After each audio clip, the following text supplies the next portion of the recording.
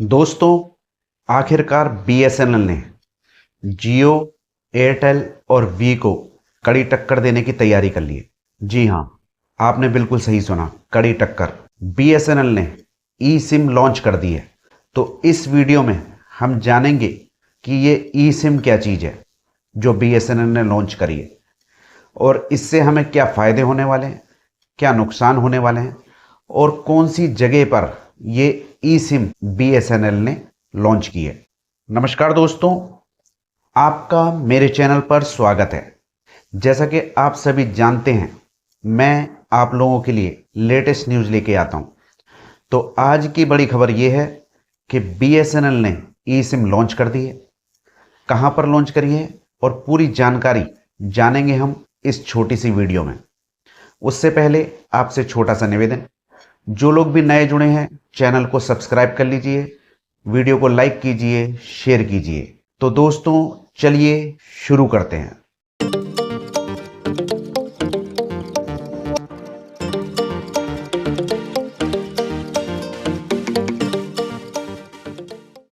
दोस्तों, बीएसएनएल ने अपनी ई सिम की सॉफ्ट लॉन्चिंग कर दी है।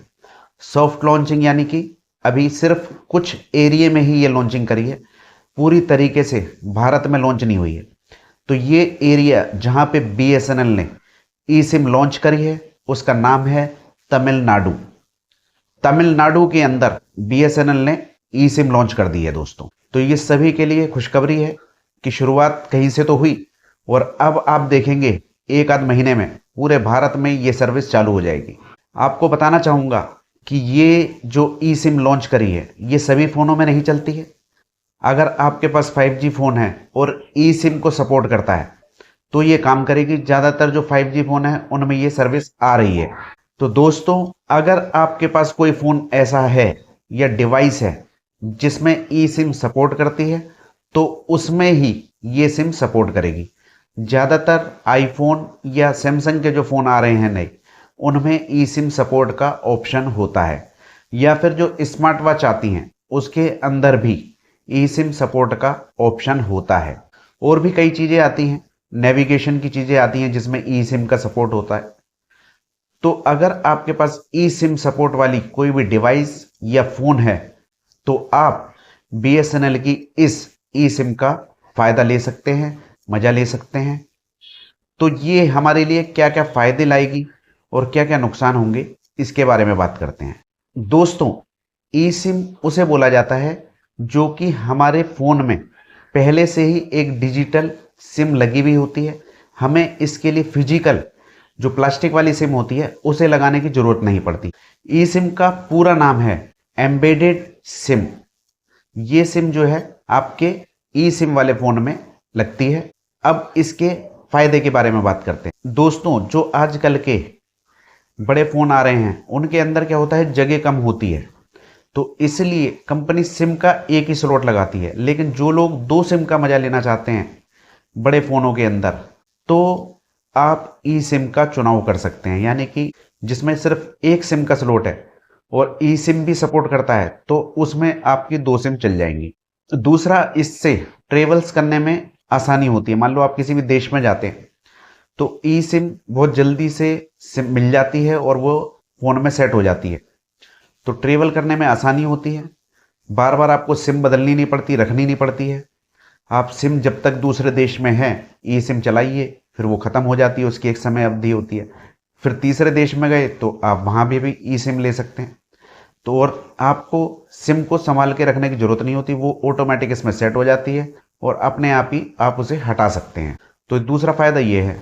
तीसरा, चोरी वगैरह में होता है, फ़ोन गुम हो जाता है तो कोई सिम निकाल के आपकी फेंक नहीं सकता और अपनी सिम डाल के चला नहीं सकता, क्योंकि वो सिम जो आपकी इसमें डली हुई है वो हटेगी नहीं। तो सेफ्टी रीजन से भी इसके कई सारे फ़ायदे होते हैं। अगर आप कहेंगे तो मैं उसकी भी एक वीडियो बना दूंगा, क्योंकि वो वीडियो बहुत बड़ी हो जाएगी। दूसरा, अब बात करते हैं कि ये ई सिम एक्टिवेट कैसे होगी, कहाँ से मिलेगी। तो उसके लिए दोस्तों आपको अपने नज़दीकी बीएसएनएल ऑफिस में जाना पड़ेगा। डिजिटल केवाईसी होगी आपकी, वहीं पे वो लोग फ़ोटो वोटो खींचेंगे जो फ़ोन से, कोई डॉक्यूमेंट नहीं जमा करने होते हैं। फिर आपकी डिजिटल केवाईसी होने के बाद वो आपको एक क्यूआर कोड दे देंगे। उस क्यूआर कोड को आप जैसे ही स्कैन करेंगे अपने फ़ोन से, एक प्रोफाइल सी मिलेगी आपको, जो भी उसमें डिटेल लिखी होगी उसे सेव करनी होती है फ़ोन के अंदर। तो आप सेव का बटन दबाएंगे तो वो प्रोफाइल आपके फ़ोन में सेव हो जाएगी, जिसे हम कहते हैं IMEI नंबर वगैरह तो फ़ोन का होता है, उसी तरह से एक सिम का नंबर भी होता है, तो वो उसमें होता है प्रोफाइल में, तो वो सेव हो जाता है आपके फ़ोन के अंदर। तो जैसे ही आप उसे स्कैन करते हैं और ओके करते ही वो सेव हो जाती है और आपकी ई सिम एक्टिवेट हो जाती है। बहुत आसान होता है इसे करना, कोई दिक्कत नहीं होती। अच्छा, इसका नुकसान क्या है?